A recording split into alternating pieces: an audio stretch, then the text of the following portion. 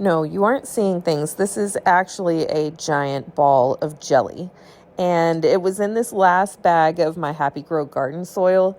It's actually polymer crystals that are added to the soil to help to maintain the moisture level in the soil. But look how gross this is. It's like a wet diaper. I swear, it sounds gross. It feels gross. And there were so many giant patches of it in this garden soil bag I had gotten. If you encounter this is completely normal for producers of garden soil to add to the garden soil. It just helps to expand and grab some of that moisture so it can give it back to the soil. Don't worry, your garden bed doesn't have a disease.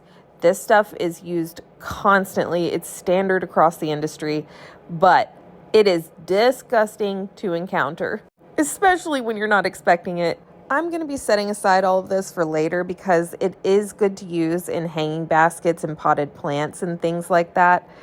And anything we can do these days to save water in this hot, dry climate is so important. So this is not a waste, but I do wish it weren't so concentrated in this area.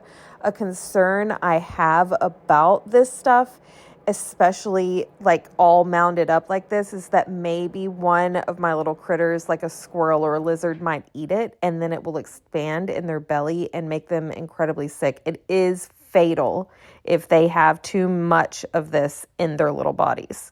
I'm sure you've heard that water beads are dangerous, like Orbeez are dangerous for kids because they can, accidentally ingest them and then they can expand.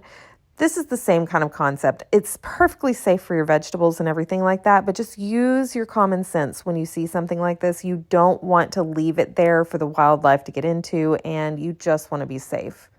Okay, happy gardening. I hope you learned something new.